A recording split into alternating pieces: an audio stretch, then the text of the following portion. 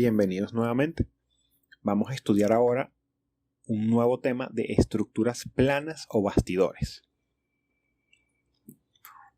Una estructura plana es un sistema estructural formado principalmente por barras que se unen entre sí mediante pasadores o articulaciones. Estos son todos ejemplos de estructuras planas. Fíjense que por lo menos aquí tengo estas dos barras con esta otra barra. Todas las barras están unidas en estos puntos por articulaciones o por pasadores prácticamente. Y aquí tengo una articulación plana y un rodillo. Y este sistema estará sometido a un sistema de fuerzas. En este caso solo tengo una fuerza acá en este extremo. Lo mismo pasa con todos los demás casos. Tengo unas barras, las barras están unidas por pasadores. En las barras hay algún sistema de fuerzas o momentos aplicados y tengo unas condiciones respecto a tierra, como por ejemplo dos articulaciones. Dos articulaciones, una barra, un peso, dos articulaciones, las barras están articuladas acá, un momento, una fuerza, etc. Estos son todos ejemplos de estructuras planas. Las barras y otros elementos que intervienen en estos problemas se observan sobre un plano. Sin embargo, están ubicados en planos paralelos. ¿Qué quiere decir esto? Fíjense que aquí yo tengo una estructura plana. Vamos a pensar que esta barra tiene alguna fuerza hacia arriba que hace que se mantenga en equilibrio y que no se esté cayendo. Bien, si vemos este problema, pudiéramos pensar que todo está sobre un mismo plano, pero realmente si lo vemos desde la derecha, lo que vamos a ver es esto, que realmente aquí tenemos los apoyos, que son esta pieza que está acá. La barra negra, que es el pasador, es esto a lo largo de todo el problema. Y estas son las dos barras. Realmente las barras no están sobre un mismo plano, están en planos paralelos. Es decir, esto está en un primer plano, esto está en un segundo plano y pudieran haber más planos. Pero nosotros estamos simplificando este problema para solo verlo sobre un mismo plano.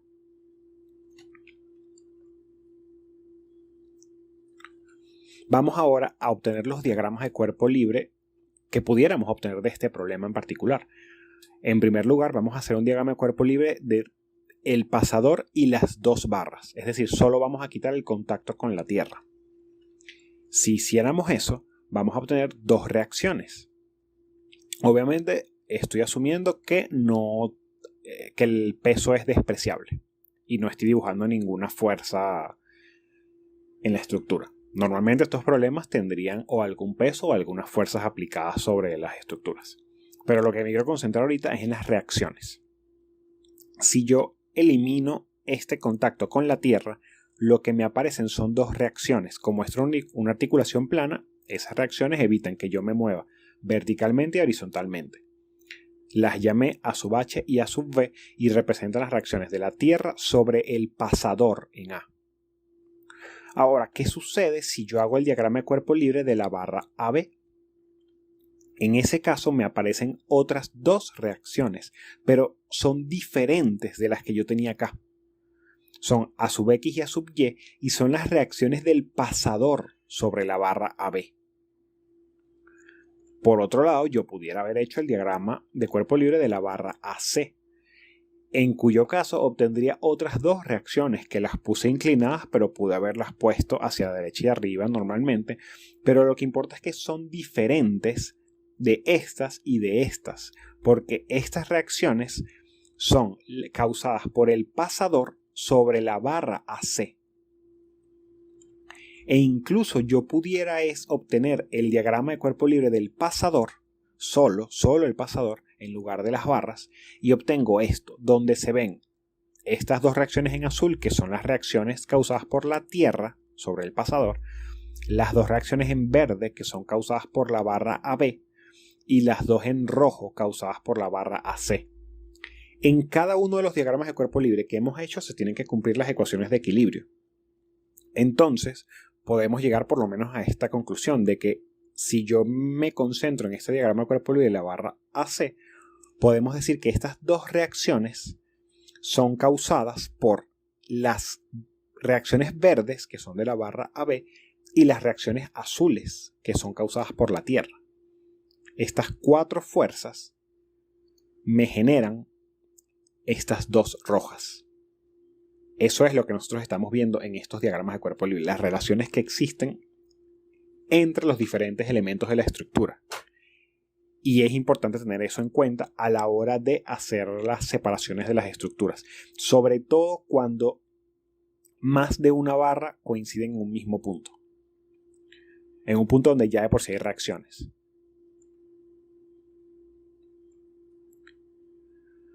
Hay unos puntos importantes a considerar en estos problemas, y es que, en primer lugar, toda fuerza aplicada sobre un pasador lo está sobre ese pasador y no está sobre ninguna de las barras que une dicho pasador.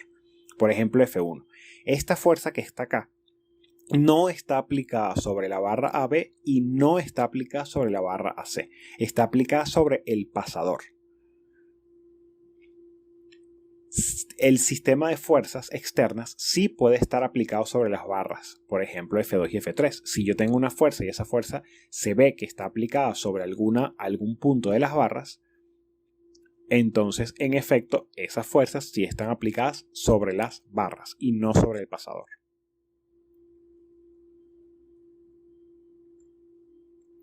Bien, si se tiene una barra de peso despreciable que no esté sometida a fuerzas en sus puntos intermedios, se dice que trabaja axialmente o que trabaja como barra ideal. ¿Qué quiere decir esto? Supongamos este problema.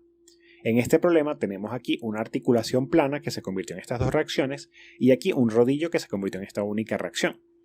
Si yo hago el diagrama de cuerpo libre solo de esta barra que está aquí, la barra BD, que es una barra que no tiene ninguna fuerza externa, lo que voy a obtener es dos reacciones horizontales y dos reacciones verticales.